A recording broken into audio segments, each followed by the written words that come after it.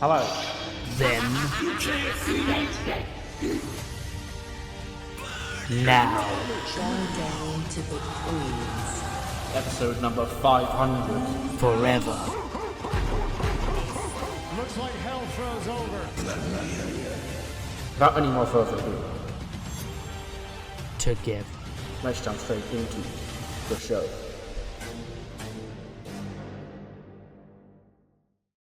Hello, back to episode number 62 of the TEW IX Challenge Run. We're here for SmackDown for Friday the 1st of November 2024. Sorry if I sound a bit off today. I have been ill for the last 3 days, but this is the only time I've got to record, so I'm going to fucking power through it because I'm long past overdue to record this episode of SmackDown. It is the fallout from the Auckland Assault pay-per-view event, which saw the crowning of a new Women's World Champion after the hometown celebrations from Dakota Kai ended. Utami Hayashishita did cash in Money in the Bank. We do have a new Women's World Champion, and her and Queen of Omega will kick off the show tonight. Also, on last week's SmackDown, we saw the return of Daniel Bryan after his career was nearly ended by Pete Dunne. We have Jacques KO back tonight, and a whole lot more. So, without any more further ado, let's jump straight into the show. Out come Queen of Omega. Cammy leads the line. Utami by her side with her Women's World Championship over her shoulder. The Megasis in the back with her Liberty Championship over her shoulder. Julia's there, Yoko's there. They both came up short at Auckland Assault at capturing the Women's Tag Team Championships. Yoko actually got pinned in that match by Becky Lynch. And of course, Sire is also there, hanging off Utami like a gremlin. And Cammy gets into the ring. And then obviously they're getting drowned out in booze. And she goes, "Guys, for the first time in my life, I'm actually going to say something you might like to hear. You're right. I get it. I completely understand why the fans here would boo us and what we did at the end of Auckland Assault. Now, Dakota, myself and Dakota and Queendom and Dakota, our history needs no introduction. It goes back almost the entire year. But there's actually going to be one thing where I can agree with Dakota Kai. And Dakota, I truly do hope you're listening in, because you and I, in a different universe, the way we are right now, we could be allies in this war. Because you and I, we have the same goals. Our goal now is the same goal that you had last year when you concocted this great plan to infiltrate Queendom and take that Women's World Championship from our then reigning queen. Now, we have reason to believe that this evil, this lingering evil here on SmackDown, is on its way back. And with the championship in the hands of Queendom Omega, it's going to be a long, hard fight for her to get that championship back. So, Dakota, when I said it's nothing personal at Auckland Assault, I truly did mean it. You just so happened to be in the wrong place at the wrong time. But now we stand tall, back here on top, me with the Women's World Champion by my side, and this time it's the Women's World Champion I can be proud of. It's the future ace of SmackDown, Utami Hayashishita, the former heir apparent, now the reigning queen. So and I saw that little video she sent last week saying she was going to be here tonight and confront us. So, you want to take a swing? Come out here right now and take a swing.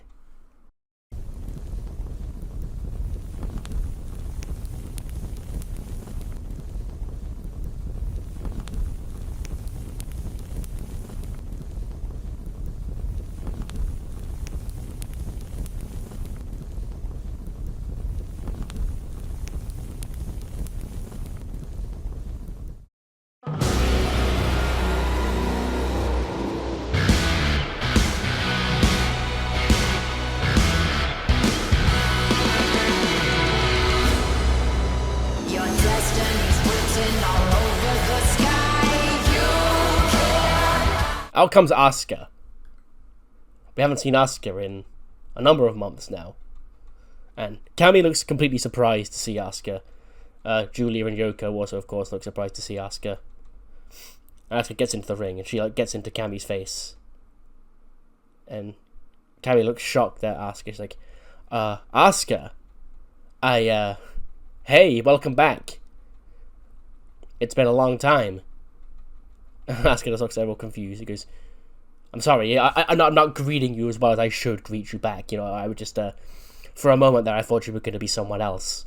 But, welcome back. She offers her arms out for a hug to Asuka. She, starts hugging Asuka. Asuka sort of just, side-eyes the hard cam. Stares into the camera, just, side-eyeing Cammy as she hugs her. He goes, wow, so much has happened since you've been gone. New members have come in. Old members have left. You never saw the Megasith. She's here now. And Saya. And Asuka sort of just looks at both of them. And she takes the mic. She goes, you kiss my ass. And she spits mist in the face of Cammy. The Megasith goes to charge in to, protect Cammy. And Asuka, boots her in the head. And she takes a bump, her first, proper act. Obviously, she's taking a bump in her matches. But, in a segment, Asuka just, kicks her in the head and, wipes her out in one kick. And starts, dancing around. Utami tries to get at Asuka. Asuka dips away. So, yeah, she's made her allegiance perfectly clear. And, Cammy's screaming as, they wipe the mist out of her. She goes, you could have come back in. We'd have welcomed you back in with open arms. But now you've made things... You made the worst mistake of your life, Asuka. Okay? You want to fight this war against us? All 5 of us? Then be my guest tonight in our main event. You against the Women's World Champion, Utami Hayashishita. And we'll send you right back onto the shelf where you belong. So yeah, big main event. Utami versus Asuka. After Asuka is back, she was the mastermind behind those cryptic vignettes.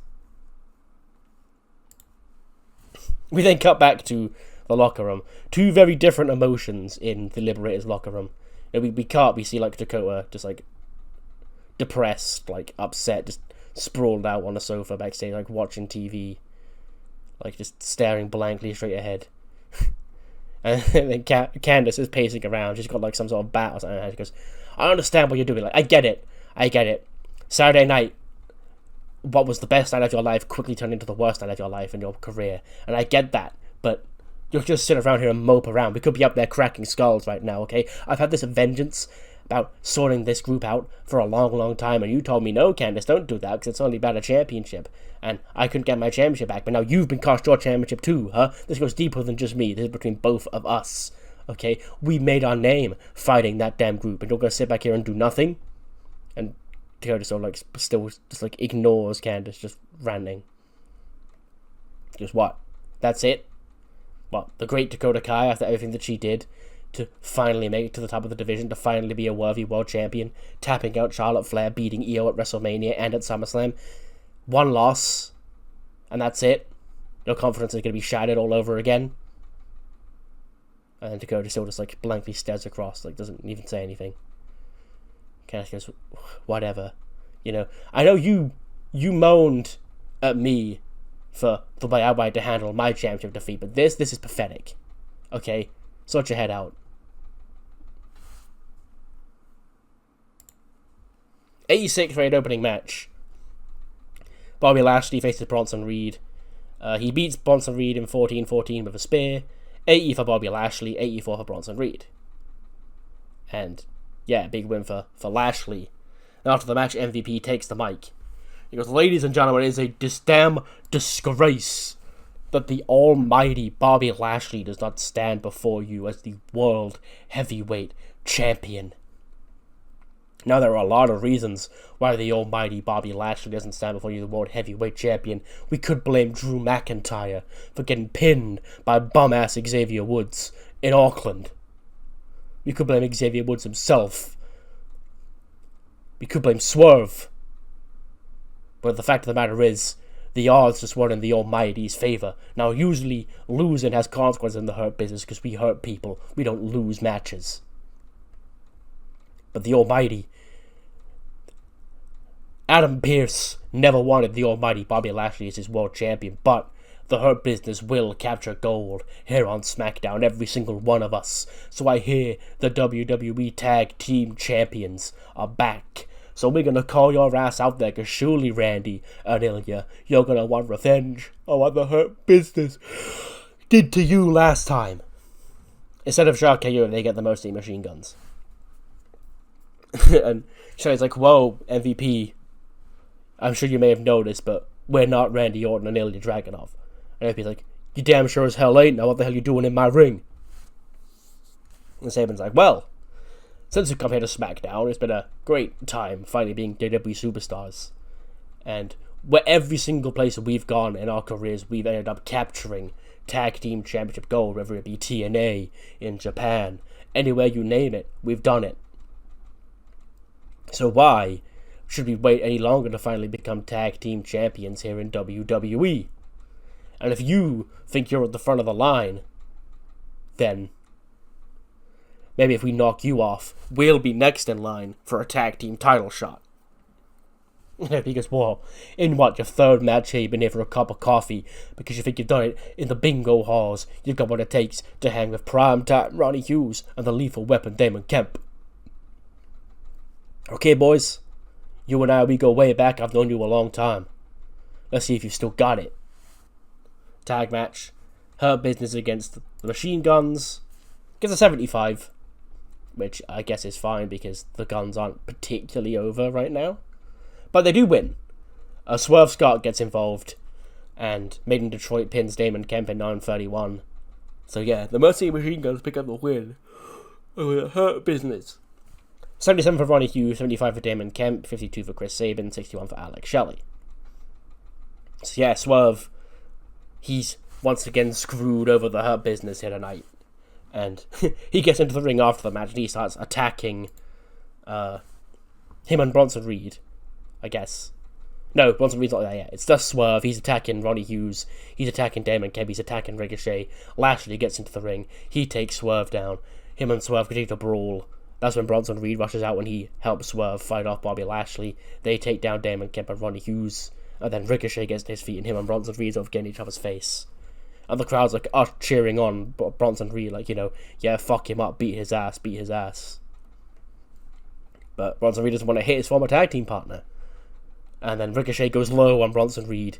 He kicks him in the balls.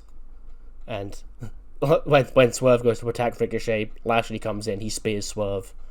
And the Hurt Business do brawl with Swerve and Bronson Reed. But yeah, more importantly, the Mercy Machine Guns stole a win over the Hurt Business here tonight. Then come back to Adam Pearce in his office when Grayson Waller walks in. He goes, alright lad, you know, I saw that Auckland Assault pay-per-view, you know, great show. You know, two things that could have made it such an even better show. One, not running in a dumpster fire like New Zealand. Sorry. And number two, you let Grayson Waller out there, lad. You know, those people I know, they love me. Pearce goes, well, Grayson, as I said after your cage match with Baron Corbin, it's actually a good idea that we didn't let you speak your mind to the people of Auckland because, you know, they already had one person they want to try and burn to the stake with pitchforks and torches. We could have done about a second one, Grayson. But to make it up for you, I have got to do a match here tonight. Because tonight, you know, I'll take the match tonight, Pearce, but it's not really going to make up for a big PLE payday that I missed out. Who am I fighting? Because you have to wait and see. You'll find out when you're out in there in the ring. Well, whoever it is, he can't be better than Grayson Waller on the best damn wrestler here on SmackDown, lad.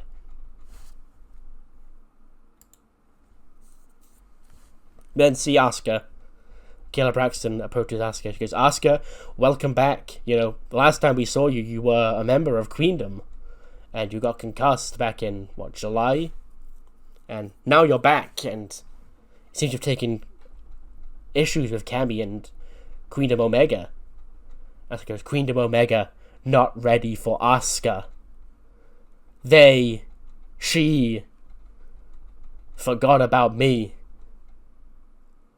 Now I'll burn their throne to the ground. And she turns around and Kairi Sane and Ember Moon approach her. And Kairi and Asuka sort of like just look at each other. And Ember goes, first of all, welcome back, Asuka. I don't know if I was around last time you were here, but you know damn well who I am. You know, ever since I came here, WWE, I've always respected you the most. Coming to NXT, and I thought I was going to be the one to end your dominant run as the NXT Women's Champion. I couldn't, because you are what you say you are. Nobody was ready for Asuka. But that entire time, you've always had my respect. I've always known what a legend you are in this industry. And for Cammy and Queen of Omega, a group that we've had our issues with, to just boot you to the side for what their flavor of the month. I get why you want your revenge, Queen. And we want ours too. And we know Queen of Omega more than anybody else, so I know tonight when you go out there, it's not going to be a fair fight because they're going to have, you know, the Megasis and Julia and Yoko and Saya and Cammy all out there with Utami. So we'll watch your back. And Asuka sort of like looks across at Ember, looks back at Kairi. Her and Kairi sort of like bump fists. And then they all walk off together. 90 rated match. Grayson Waller's opponent is the Samoan werewolf, Jacob Fatu. Jacob beats Grayson Waller 934 with a Samoan drop. 94 for Jacob, 72 for Grayson Waller. Big carry job by Jacob Fatu. And yeah, nice win for him. We then get Kayla. She's backstage with the United States Champion, Sami Zayn. Okay, go Sami last week in New Zealand here on SmackDown. You defended your United States Championship against Carmelo Hayes in the main event before you were blindsided by Ricochet and the Hurt Business. And Sami's like, Kayla, Ricochet was always somebody when he came into WWE that I knew that one day I'd end up facing off of in the ring. You see, Ricochet, he is what he says he is. He's the one and only. He's a generational talent. But there's always been something holding him back from the top here in WWE. I'm not sure what it was. And I was hoping that one day he'd find it. And as much as I may not want to admit it, MVP, he might be it. MVP might have been that missing link that Ricochet was looking for, because the Hurt Business, they're on fire right now. They're dominating everybody.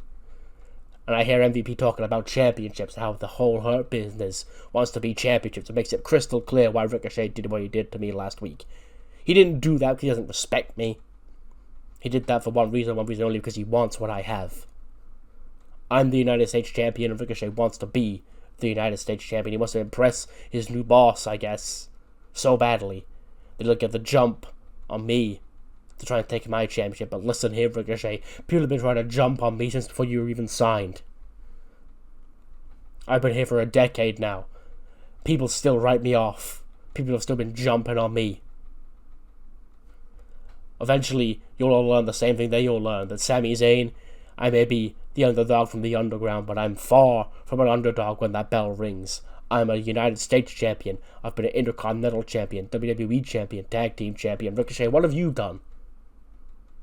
You've underperformed since you got here to the WWE. So if it's a match for the United States Championship that you want, I'll gladly keep that streak up. We then got backstage. Jericho's with Morgan. And he goes, Morgan, hi guys. Because I'm one girl, not multiple guys. Because anyway, so I hear the Women's Tag Team Championship situation here on SmackDown. It's opening up again after, the Queendom Omega and the Fierce and the Fabulous lost at Auckland. But it turns out that Shayna and Carmelo, they didn't lose in Auckland, so they're going around here talking about a rematch. Which is why I think it's a great time for the Learning Tree to prove to everybody, including that snake Andre Chase and that son of a bitch Keith Lee, that we're on the same page around here. Morgan's like, great, so you're going to put Kaya and Zayda in the tag team match tonight. Because actually, I'm going to put you and Hams in the tag team match tonight. And Morgan further on goes, motherfucker, I joined to get away from her. I've had this anchor on my hip my entire career. I came here for a big opportunity, and you're sticking me back in a tag team with her? Why? Because, I thought you all always had great chemistry. So I was hoping to see those Sparks fight tonight, but this time under the Learning Tree University instead of Andre Chase University. You dig? And it's like, no, I don't dig, but fine.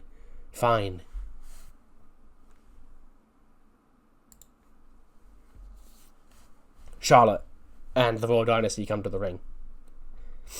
She takes the mic, and the crowd's chanting, "You tapped out," at Charlotte. She goes, "Quiet down." It's Saturday night in Auckland. Me and Dakota, we had a hell of a war in the main event for the Women's World Championship. And I came up short on that night after I was so confident going into the match that I had done enough damage to Dakota to be able to wear her down and make her submit. But that wasn't the case. And in the end, she beat me. Now you know it's going to take a lot for someone like me to come out here and admit defeat. And you're probably sitting here wondering, whose fault was it? Was it mine? Or am I going to blame somebody else? The point is, there are people who I could point to as under-delivering on their promises heading into Auckland. But, quite frankly, this one was on me. Dakota Kai last Saturday night, she was the better woman than Charlotte Flair. And Dakota, I saw you earlier on tonight. You weren't feeling yourself. And it's weird coming from me, considering that I was trying to rip your leg off a week or two ago. But you proved that you were one hell of a world champion. This damn sure won't be the last time you're the world champion here on SmackDown. But as for what's next for the Queen, Fatal Influence interrupt her. Fan Henley, Zelina Vega, Aaliyah all come to the ring. And she's like, "Oh, look at it, it's Charlotte Flair. A weak and vulnerable side of the Queen." Yeah, we don't really see this side of Charlotte too often. She's normally coming out here, putting on a brave, happy face and telling the world that she's royalty and she's gonna make you all bow down to the Queen. But this time, Charlotte, she seems a little broken. Okay? And Fallon takes the mic and she's like, Charlotte, you used to see yourself as the standard bearer here on SmackDown. You saw yourself as the opportunity. That wrestling Charlotte Flair was this opportunity that every single woman on the roster was begging for. But times have changed. We are the influence around here now, not you. So if you want to keep running your mouth or coming out here and pitying us and pitying these fans, knowing that you tapped out fair and square, then go ahead. Charlotte goes, "Wow, first of all, Aaliyah, I never thought I'd see you again. What's happened to you here? What's this crowd you're falling into?" Aaliyah goes, "This is a sisterhood, Charlotte. This isn't a court made to prep you up and boost your ego, okay? This is a women's sisterhood helping to create influence in the women's division that we care so much about, not just because it gives you nice little championships to put on your resume.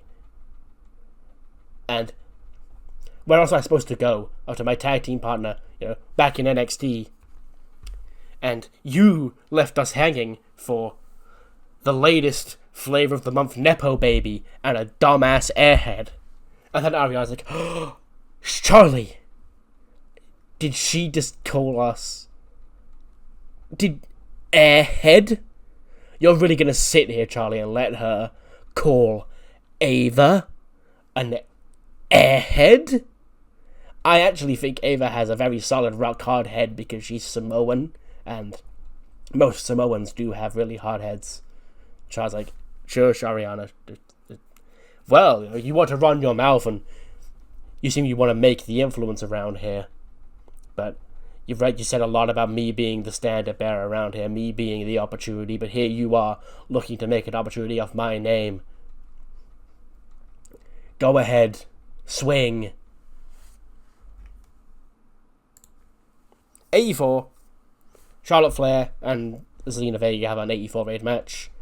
And Charlotte wins by DQ because Fatal Influence attack Charlotte and get disqualified. Because they do still have the beef going with Shotzi and Ichiban. I guess I will collectively refer to Meiko and Aoi as Ichiban for now until I can just rename the team. But yes, Fatal Influence have also picked a fight with Charlotte and the Royal Dynasty. So yeah, that's something.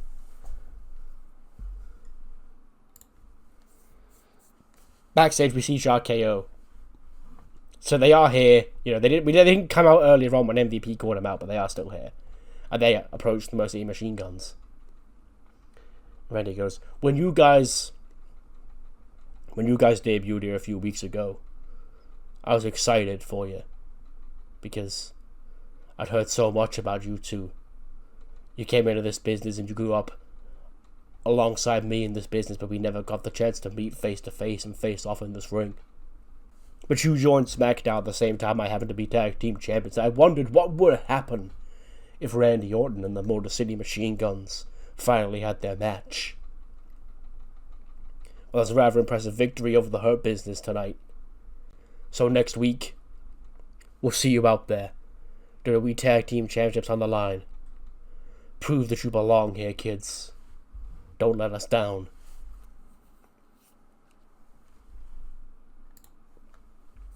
We then see Jacob Fatu. Oh, he's fresh off his win over Grayson Waller. He's walking around backstage, being Jacob Fatu, scaring people. When he sees his locker room door, he opens his locker room door. He gets inside and he takes a seat. The camera's just on Jacob sat in his locker room chair. And then we just hear him. And the camera pans across. And there, sitting opposite him, with a big shit-eating grin on his face, is the wise man. He goes, Jacob Fatu, the Samoan werewolf. Another dominant victory for you here tonight. And Jacob's like, what do you want? He goes, I think you know exactly what I want. We have some catching up to do.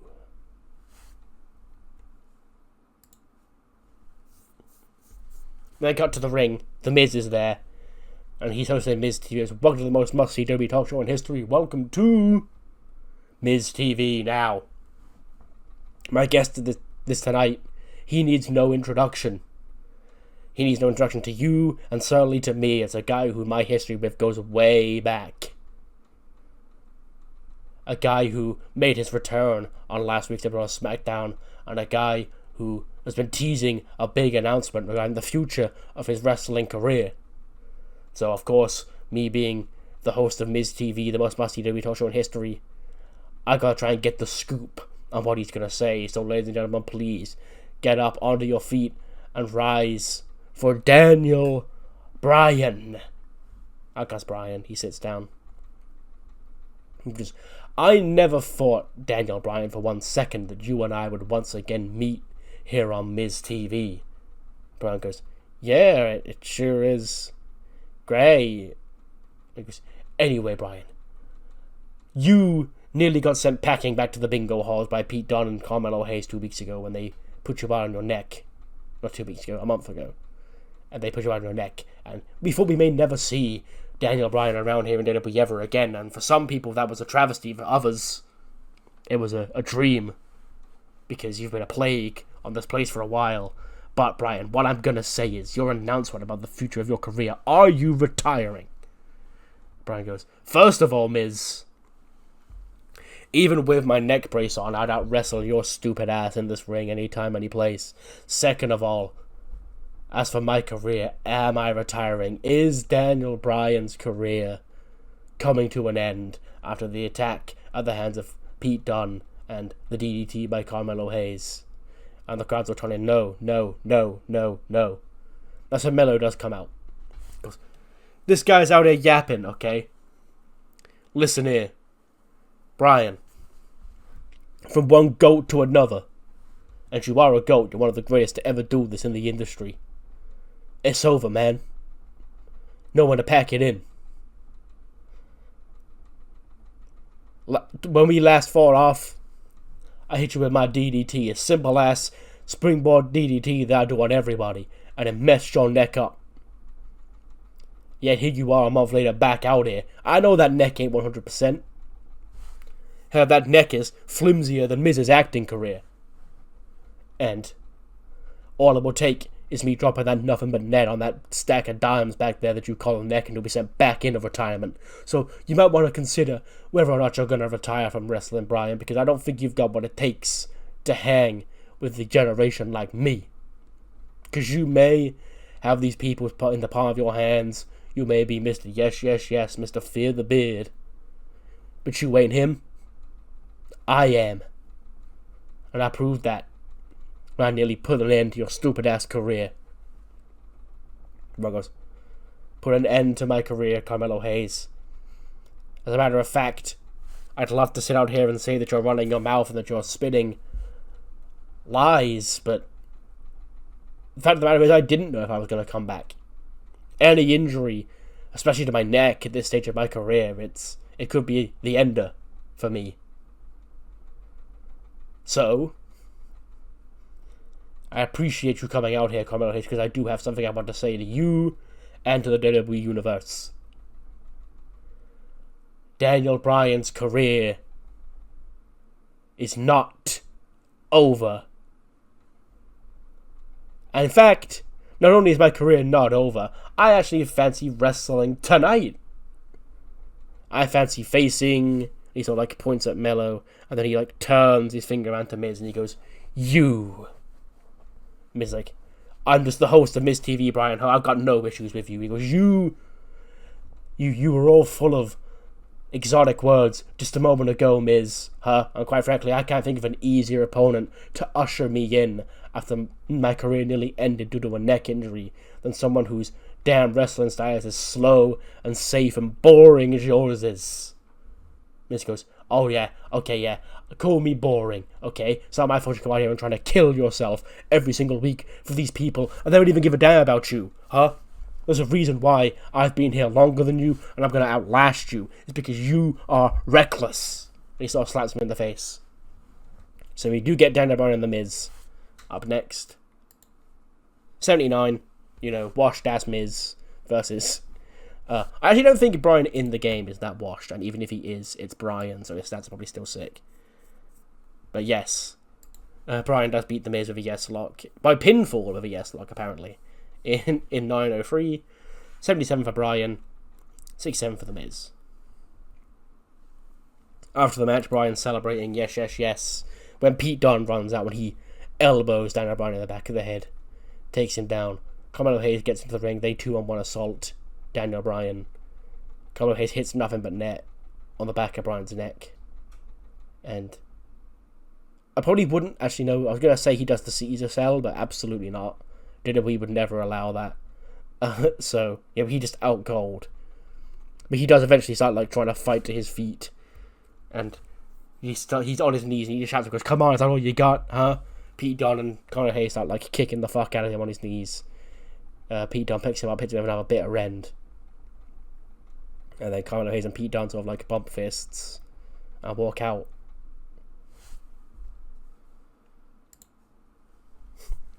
MVP, he's backstage with Bobby Lashley and he's ranting. He goes, "Can you believe it? After what I just said, I said the Hurt Business, we don't lose, what we do is hurt people. Then we get that tag team match, and then Swerve wants to get his bitch ass involved in our business, because apparently he's not done with our business. Oh no, sir. So, another defeat for the Hurt Business. We don't let those lie down, almighty Bobby Lashley. Because we are going to get you that World Heavyweight Championship you've needed your entire career. But first, we've got a little detour we need to take. And that detour is going to see the Hurt Business put down everybody who's ever opposed us, whether it be Swerve Scott, whether it be Bronson Reed, whether it be Xavier Woods or any of those bum asses. Because we hurt people, and we will dominate SmackDown for the foreseeable future. That's when Drew McIntyre walks into frame. Him and Lashley go face to face, as of just stare at each other. I imagine he's talking to MVP the entire time, but his eyes don't leave Lashley. Him and Lashley stay locked eyes for the entire time. He goes, "Now P, I know I just said before Auckland that we were enemies in Auckland, but we were allies that one night. I can't ever consider us allies. I damn sure can't ever consider us friends. But right now we seem to have the same enemies. So it will be stupid of me to try and fight you guys when you're looking for the same end that I'm looking for. Whether it be Swerve, Bronson Reed, or The New Day, you can consider Drew McIntyre an ally. And he walks off. And MVP and Lashley look at each other and he goes, well, there you go, Bobby. Even Drew McIntyre is on your side now. He knows that this is bullcrap. 79. Holy shit. Yeah. Shayna and Carmella do get a rebound win over the obviously miscommunication, dysfunctional, no longer on the same page DKE. Carmella pins Hams with the super kick, here for the clutch combo.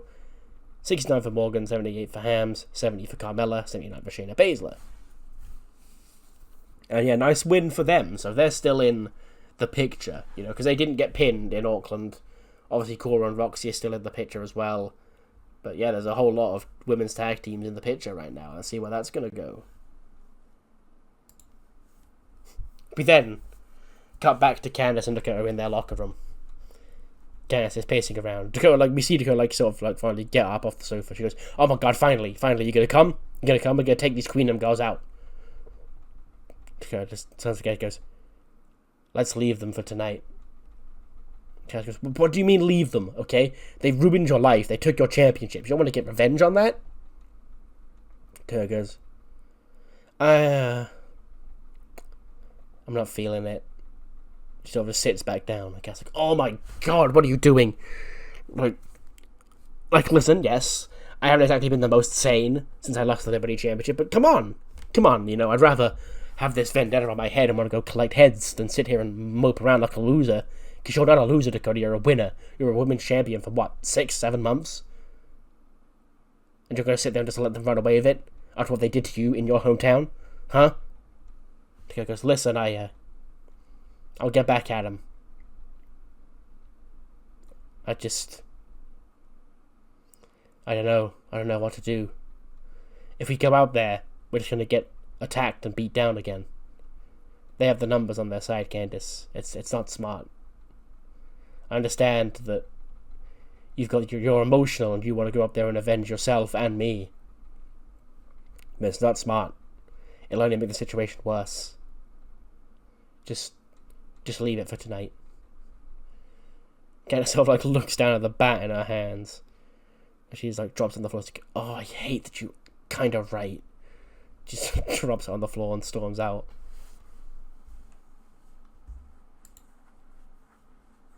Then come back to Gorilla. Asuka. She's getting ready for her match. Kyrie's there, gassing her up in Japanese. Ember Moon's by their side as well. Watching their back. So it is Asuka against Utami as our main event here tonight. I believe for the World Championship. I believe I did put the world title on the line. 97. There we go. Banger. So yeah. Asuka and Utami have their match. It ends in a disqualification. Because of course it does. Because I'm not beating Asuka on her first night back. And I'm not beating Utami in her first match as the champion, so a DQ finish had to happen here. I'm getting far too trigger happy with DQ finishes in recent weeks. I'll call off on it soon, it's fine. But yes, 97 main event is a pretty good rating. 87 for Asuka, 88 for Utami. But anyway, the story mainly is, it looks like Asuka might have Utami's number. Asuka probably kick Utami in the face. Gets the 2 count, but Utami gets her foot on the ropes. And we thought Asuka had the championship. And Utami goes for the hijack bomb. Asuka counters out of it, gets in the Asuka lock. And then Utami's struggling. She starts to get to her feet, but Asuka eventually grounds her again, keeps her locked in the Asuka lock. And that's when the Mega Sisters comes in, boots Asuka in the face, and causes the disqualification. And then after the match, all of Queen of Omega storm in. Mega Sis, Saya, Julia, Yoko, all beating up Asuka in the middle of the ring. When Kairi and Ember, they slide into the ring, they try and start fighting him off as well. Yeah, they continue to attack Asuka. There's 3 of them, 5 of Queendom. Ember Moon gets taken to the outside. Julia and Yoko really double team on her. Actually, no, not Julia and Yoko. They need to stay in the ring. The Megasis tosses Ember Moon to the outside. And she chokeslams Ember Moon through the announce table. She's wiped her out. And then she does go to the ringside. She grabs the steel steps. Cammy's like ordering traffic around here. She orders the steel steps to get put into the ring. And Kairi's like trying to fight out. Julia and Yoko have got Kairi like one arm each. Have got her like pinned up against the corner. It's like they like force her to watch. And like Cammy goes, hold her in place, hold her in place. Because our poor little Kairi. Kairi finally had friends again. Kairi finally was going to start to get her confidence back. Well, did little old Kairi not know one big fatal mistake, and that's that when we're around, you don't get any friends. You don't belong at the top here. You don't deserve to win. Because you're a loser. Kairi, you can't do it by yourself. You need to rely on everybody else around you to get the job done. And this is what happens when you anchor everybody else down. We're going to send Asuka back onto the shelf for months. And I want you to look at yourself in the mirror and realize this is all because of you and your ineptitude. Saya, grabs Asuka, drags her lifeless body over the top of the steel steps, runs to ringside, grabs a steel chair, tosses it to Utami. Utami's gonna hit the concerto on the steel steps. Kairi's trying to fight out in the corner, but Julia and Yoko have got her, pinned in the corner. She's, kicking out in anger, screaming, going, no, no, no, stop. それであなたはすでに勝ったと思いますか？自身はウーカモノの知性の代わりになる。あなたは戦利を取り戻しました。あなたは女房として吟輪します。しかしあなたは勝ったわけではありません。戦争に勝つには複数の整理が必要ですが、あなたは致命的な勘違いを返しました。You left me alive.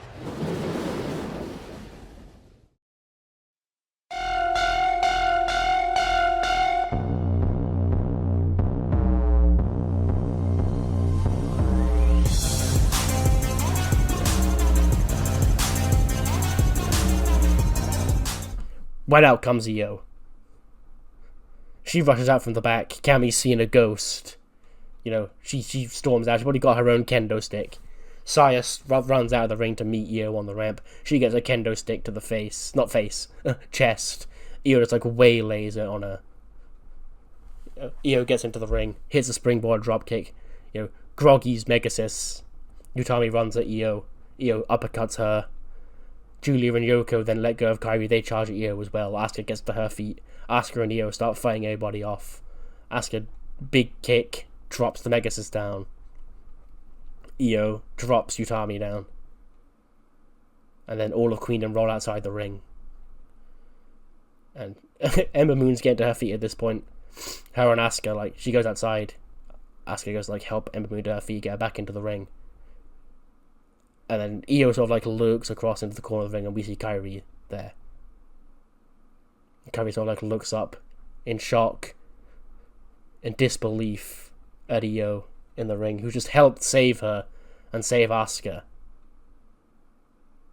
And we get a shot of a couple of seconds, Io and Kairi just staring at each other. And then eventually they do come in close. We get the big hug between Io and Kairi. The crowd erupts. And Io finds the microphone on the mic. She aggressively starts smacking the mic as she picks it up off the floor. She goes, hey! Huh? Bitch! War games! Slams the microphone down. Bang! Civil War Games is upon us. Queendom Omega versus Queendom Alpha, I guess. At Survivor Series.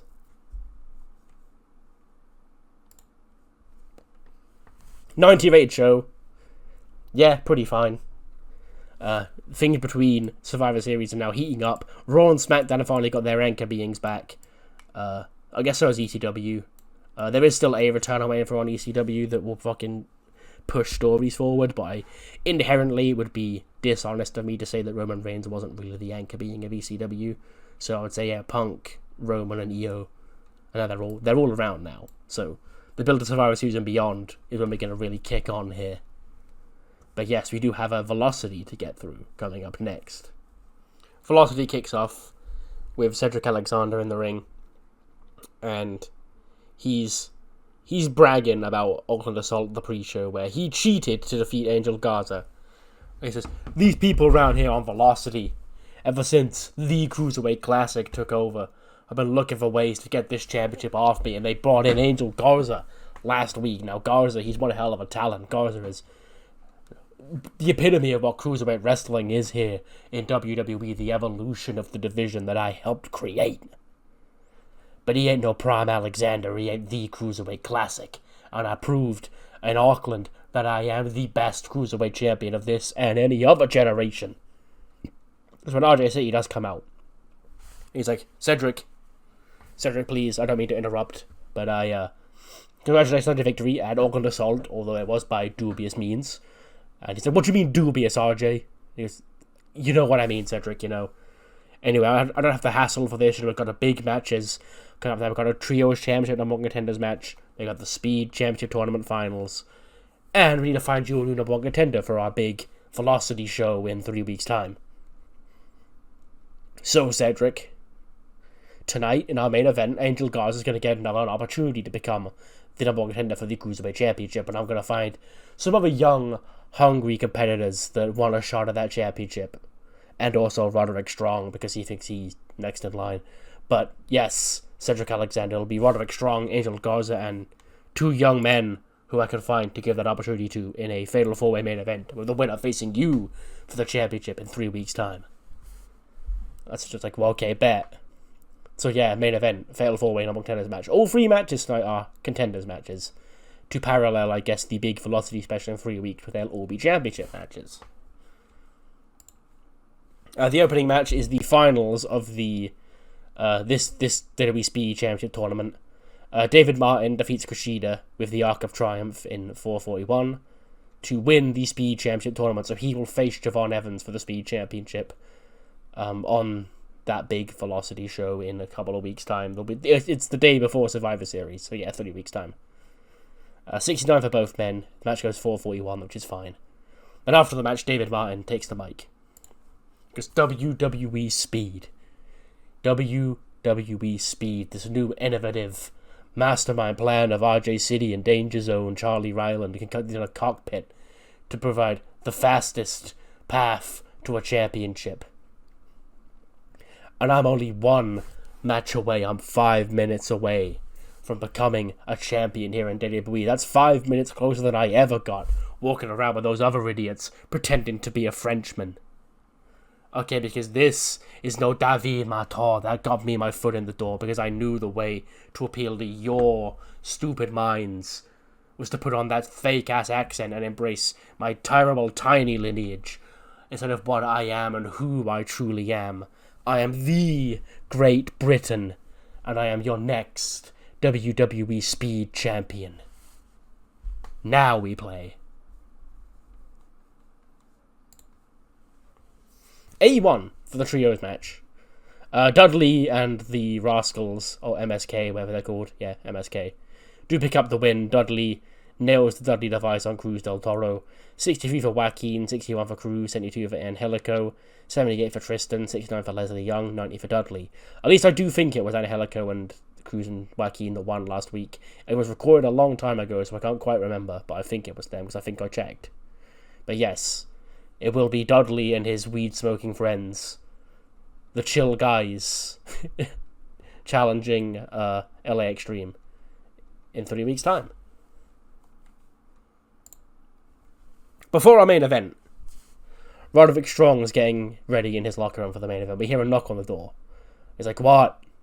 And the door opens and in walks Bobby Fish. And he says, Roderick Strong. And he goes, "Oh my God, what the hell are you doing here? What do you want?" He goes, "Bobby, relax. I know deep down, Roddy, you're so happy to see me here. Because you have needed some help around here for a long, long ass time. Because when you're out here by yourself, everybody knows Roderick Strong. He's not exactly, catching eyes and setting the world on fire as a single star. Where's the lie? Because you gotta stop that. You're still doing the where's the lie bit. You've been gone a long time, Bobby. It's good to see you back here. But I'm doing my own thing. I'm gonna become the number one contender for the championship tonight." Because no, I believe you, Roddy. I believe you could be great. It's just, who's really gonna care, Bobby? Nobody's ever really cared about you. I keep calling him Bobby, I've realised. Nobody really cares about singles Roderick Strong. Like I said, you can get angry at being exasperated at me about still doing the lie bit, but look at yourself, Roddy. You know who you are deep down. Where's the lie? An 82 rated main event. The two young guys that I basically found are Torito Negro from AAA and Saquon Sugars from NXT. And it was Angel Garza who picked up the win. So what happened is Roddy was on top. Roddy was specifically on a quest in this match to try and prove Bobby Fish wrong. So, I know obviously I can't control the crowd, especially this far in the 4th hour of match tapings. This would have been. But Roddy would be playing up to the crowd more, trying to, get the crowd to, be invested in him. And he'll clap along with the crowd and shit. Shit you'd never see Roderick Strong do. And eventually, that is what ends up catching up to him. And catches him off guard as one of the other guys flies in, hits him with a move. And then Angel Garza pins Torito Negro with a wing clipper to earn his rematch with Cedric Alexander. 59 for Torito, 73 for Roddy, 89 for Garza, 62 for Saquon. And yeah, that's a nice little velocity. Gets us a 73, sure. And yeah, of course, I might as well review 4 of the show, mainly of SmackDown. Do let me know in the comments below. And I'll see you next time for Raw, where we will hear from CM Punk. See you then.